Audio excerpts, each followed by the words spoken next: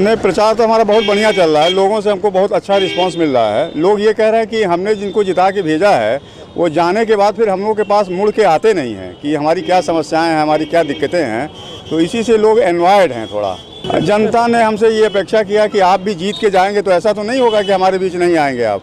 तो हमने जनता को आश्वासन दे रहे हैं हम कि नहीं, ऐसा नहीं है। हम इसीलिए पॉलिटिक्स में आए हैं कि हम आप ही की वोट से जीत के जब वहाँ जाएंगे तो हम निश्चित रूप से आपके बीच आएंगे और आपकी समस्या सुनेंगे। इसमें ज़्यादा समस्या गांव में, रूरल एरिया में उनका जो अप्रोच रोड है वो सही नहीं है। नाली का पानी बह रहा है उस पर जो है, कहीं कहीं तो इतना कीचड़ है कि मतलब आप पैदल चलना मुश्किल है लोगों का। तो ये सब तमाम छोटी मोटी दिक्कतें हैं। शिक्षा के बारे में भी लोगों का जितना स्तर होना चाहिए उस हिसाब से नहीं है स्कूल जो है, उसके लिए भी लोग मांग कर रहे हैं।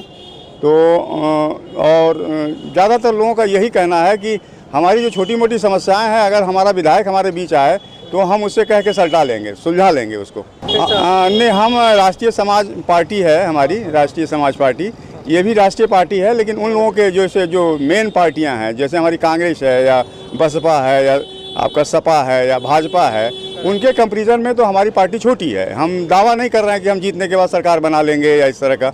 हमारी पार्टी जो है पूरे उत्तर प्रदेश में लगभग 109 सीटों पे चुनाव लड़ रही है।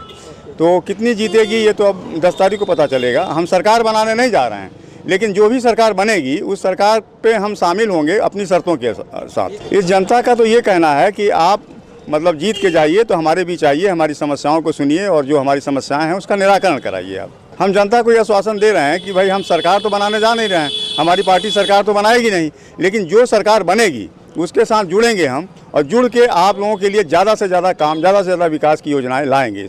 7 तारीख की अपील में मैं जनता से यही अनुरोध बार बार कर रहा हूँ। मैं पैम्पलेट भी इसी आधार पर बांट रहा हूँ कि जनता से मेरा सिर्फ इतना अनुरोध है कि जितने भी 14 कैंडिडेट हैं 396 मिर्ज़ापुर में, उन सभी कैंडिडेटों के बारे में जानकारी प्राप्त कर लें। मैं ये नहीं कह रहा हूँ कि मैं ही सबसे अच्छा हूँ, मेरा ये दावा नहीं है, लेकिन उन सब के बारे में पता कर लें और उनमें से जो सबसे अच्छा कैंडिडेट है उसको चुनें।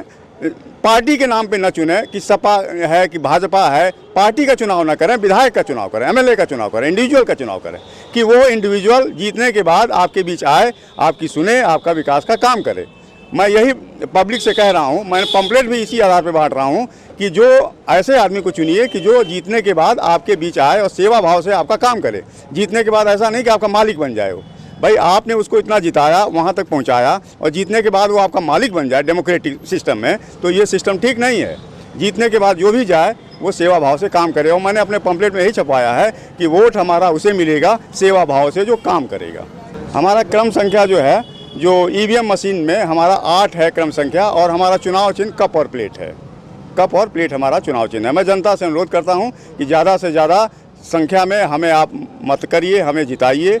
और जीतने के बाद मैंने जनता से वादा किया है कि मैं जनता के बीच निश्चित रूप से जाऊंगा, उनकी समस्याओं को सुनूंगा और निराकरण कराऊंगा।